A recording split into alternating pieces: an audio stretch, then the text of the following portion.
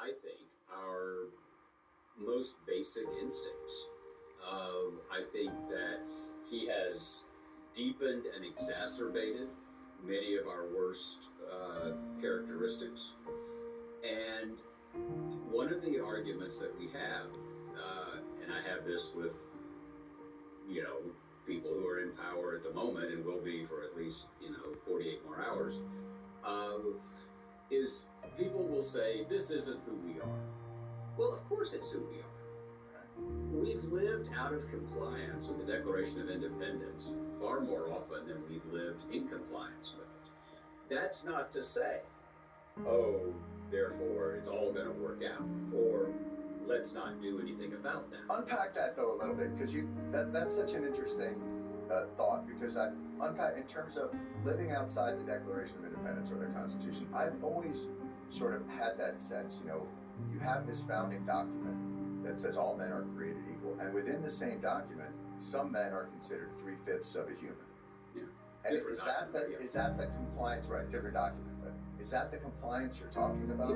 Yeah. I mean, we began the national experiment voluntarily by saying that we hold these truths to be self-evident that all men are created equal. Didn't have to do that, but Jefferson, on one of the great committees of all time, Jefferson, Franklin, Sherman, Livingston, and Adams, I would assign them anything to do.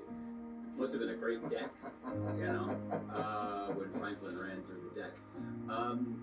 A white guy, a flawed 33-year-old white guy, slave owner, articulated an ideal of human liberty, unique in that time and place for someone with power to articulate that. So that's, people who look like me did, sort of set the standard. And then, as you say, we immediately, 30 seconds later, fell short of it. So 1776 to 1865, we allowed human enslavement. Mm-hmm. So out of compliance, seems to me. We had a brief period after the Civil War where white folks who looked like me down here in the South could not vote because a lot of folks wouldn't take an oath back into the United States. Black folks could vote very briefly. And then there's a white reaction, white supremacist reaction in the 1870s. So let's just say for 10 years we were in compliance. Okay, so it's, right? We got 10. Seriously, think about it.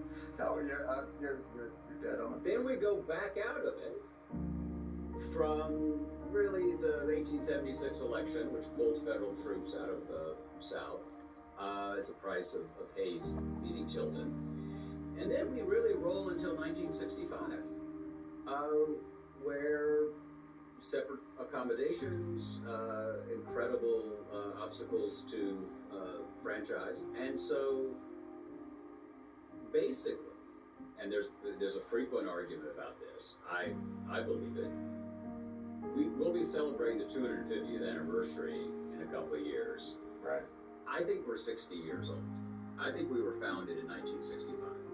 And in many ways, to bring this to exactly to where we are, right, President Trump is in many ways a reaction to the implications of what unfolded in the country in 1964 and 65.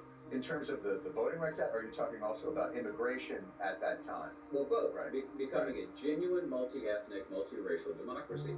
And you're right, it was the Civil Rights Act, it was the Voting Rights Act, and it was the Immigration and Nationality Act.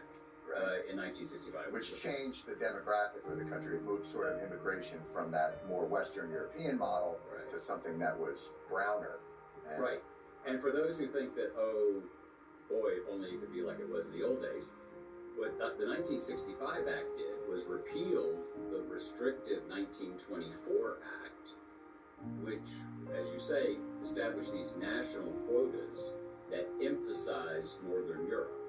Right. And that's what was in place when the Roosevelt administration chose to follow the letter of the law and not allow more refugees in from Nazi Germany. Right. So that's how this matters. Right. It's So look, this is who we are, right?